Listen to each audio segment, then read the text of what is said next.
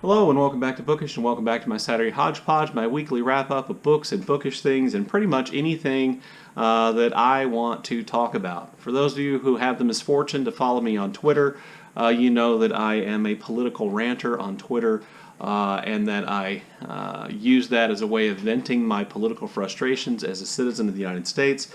Yesterday I went out, ran some errands, and I was disappointed at how few people I saw in my community wearing a mask.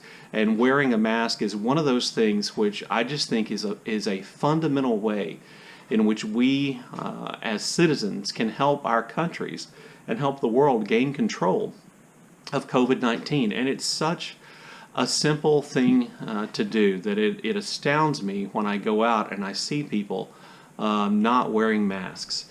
So, you know, wearing a mask is the best thing that we can do as individuals to stop the spread of COVID-19.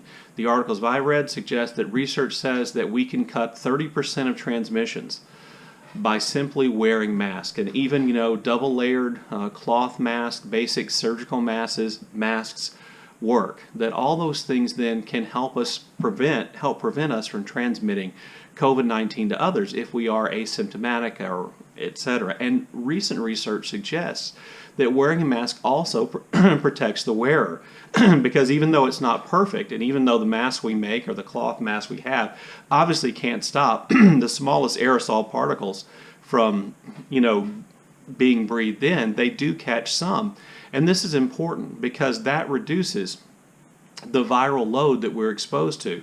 The more particles our mask catches, the fewer get into our systems, and the less virus we breathe in, the less likely we are to get sick, or if we do get sick, the less severe the disease is likely to be.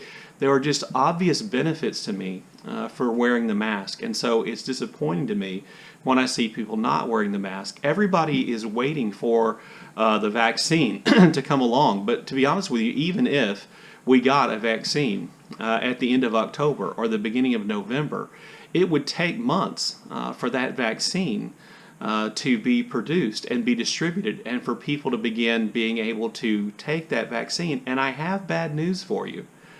The COVID-19 vaccine, which, you know, they do think we can actually create one which is effective, is probably going to be effective like the flu vaccine is. If you've ever gotten the flu vaccine and then gotten the flu, you know the flu vaccine doesn't actually prevent everybody from getting the flu.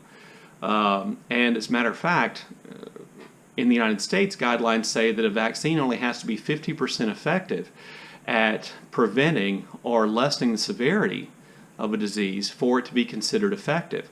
So right now, with masks, we can achieve a 30% reduction in transmission, and the vaccine might not do much more than that. So to me, wearing a mask is an obvious thing. So I thought, well, what can I do with my BookTube channel to encourage people to wear a mask? And I thought, well, the most popular types of videos on my channel are oftentimes tag videos. And so I thought I'd just make a really simple original tag called the #WearAMask tag, which you'll see how I would like for you to put it in your videos if you choose to do it in the title above. As just a way of kind of spreading this message about how important it is to wear a mask, about how much we can do as individuals so we don't have to wait for our governments to do something effective, what we can do as individuals to stop the spread. So my original idea was that I would have you, choose 3 books in which characters wore a mask, and you just mention those 3 books, and it would be the wear a mask tag. Well, that probably works for a lot of people, but it didn't work for me because I don't really have a lot of books where people actually wear masks. So I thought, well, what I'll just do is that you can choose books where characters wear masks, or you can choose books in which characters conceal something about themselves. So anything that conceals any mask, it can be physical, it can be metaphorical, it can be just hiding their identity. However you want to do it, that's what I want to do. So just to list 3 books you like in which people conceal something about themselves or their identity, or in which they wear a mask. My first book is Treasure Island by Robert Louis Stevenson. In this book, it's an adventure story where people go off in search of a lost pirate treasure. The person who conceals something about themselves is Long John Silver. He pretends to be a simple cook so he can get hired onto this crew to go to Treasure Island and look for this treasure. Really enjoyed this book. If you've never read Stephenson's adventure books, I like this one, and I like Kidnapped quite a bit. So that would be my first book in which somebody conceals something about themselves or wears a mask. My second book is The Quiet American by Greene. Again, no one actually wears a mask here, but one of the main characters, named Alden Pyle, conceals the fact about himself that he is a CIA agent working to overthrow the government of Vietnam and to replace the government of Vietnam with a military leader that the United States government preferred. This is my favorite Greene novel. It's also the only Greene novel I've ever read, in part because I think it's a little bit different from most Greenes, and I liked it so much I've been kind of leery about reading more Greene. I realize that's illogical, but that's the way it is. And then my third book is Michael Ondaatje's Warlight.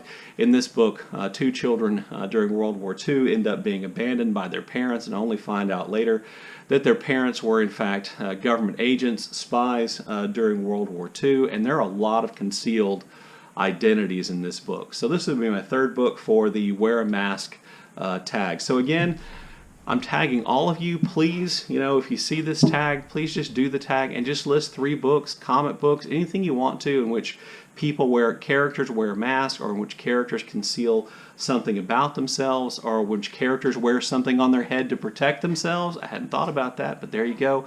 And you'll just tag them all as wear a mask tag, and we'll see how many people we can get to follow this tag and then spread this message about how important it is to wear a mask. Alright, so I hope that catches on and works out. On to this week's reading. I finished one book this week, and if you follow my channel, you know that was the much whined about Utopia Avenue, and I did a complete review of this book. I posted it on Thursday. Not the biggest success. I didn't hate it. I didn't love it.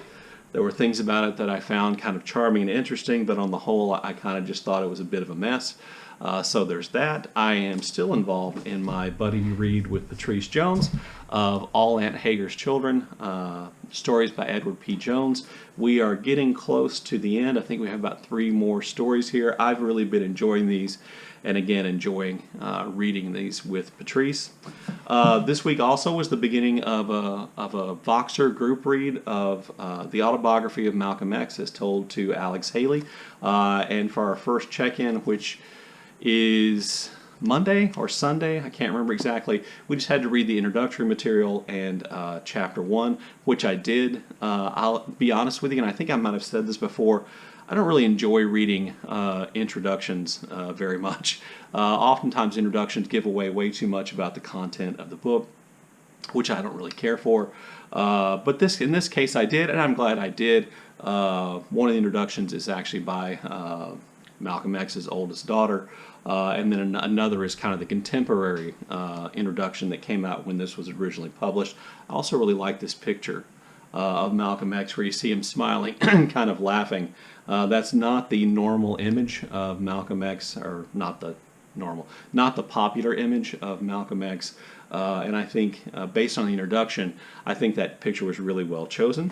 And then also I started reading, as a way to kind of lighten up my reading a little bit, I started reading An Heir to Murder by BookTube's very own Charlie Heathcote, who has a BookTube channel, which I'll list down below. And I just started reading it today, and I'm about 35 pages in, and this feels like just exactly the right book to kind of read along with more serious things, and having finished up and to a certain extent trudged my way through Utopia Avenue. This feels like just the right pick. I also wanted to change something about my TBR. I made a wrap-up TBR video earlier in the month, and I forgot that this was the Latinx Readathon month, and I believe that begins on the 15th. And then goes for the last 2 weeks of September. I had Cantoris by Carolina de Robertis, butchered her name.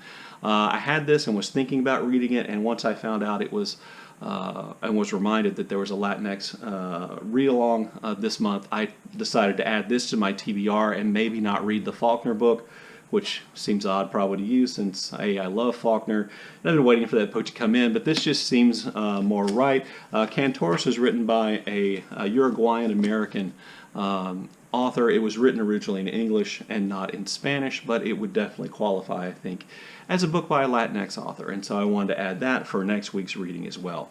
Then just some other things that have been going on in terms of YouTube and BookTube watching. I just wanted to recommend two things to you. One, there's kind of a booktuber, kind of a visual arts booktuber. She's a young lady from Ireland, I believe, and her name is Emma Harris. That's the name of her channel. And I kind of found her channel just doing I think I was doing the BookTube newbie, tag search, which I do every so often just to find new channels that I might like and I can tell you about. And she did a video this week called Furbies, an aesthetic over-analysis visual culture club. And I really thought it was really well done. I thought it was really pretty interesting, so I'll leave a link to that video down below. Also, I've been exploring YouTube more and more. I've used YouTube several times to try to fix things or do some home repair. I looked up a way to fix the timer on our dryer, so I'm going to be trying that today or tomorrow to see if I can fix our dryer. But I also have been listening to a lot more music. And so I just found a couple, I believe they live in Nashville. They're a really young married couple.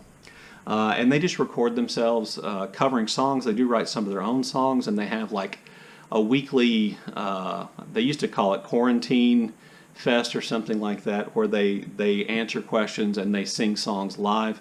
And somewhere, I think it was Jason from Byways in Bookland maybe, who mentioned how much, he liked the song Linger by the Cranberries and the tragic death of Dolores O'Riordan. Maybe it wasn't you, Jason, but I think it was. And so I'm going to leave a link to the Running Mates, that's this couple's name, their version of Linger, because I thought it was particularly beautiful, so you can see that. And I haven't forgotten about you, Jason, from Old Blues Chapter and Verse. I have a link to another piece of jazz music down below. So you can enjoy listening to that too. I kind of like this idea of including music in my Saturday Hodgepodge, music links in my Saturday Hodgepodge videos, because it feels more like Saturday when I listen to jazz or music that I like. Anyway, there you go. Hope you'll do the wear a mask tag and post that sometime in the next couple of weeks to try to encourage people to wear a mask. As always, look forward to your comments in the comment section below, and thank you for watching.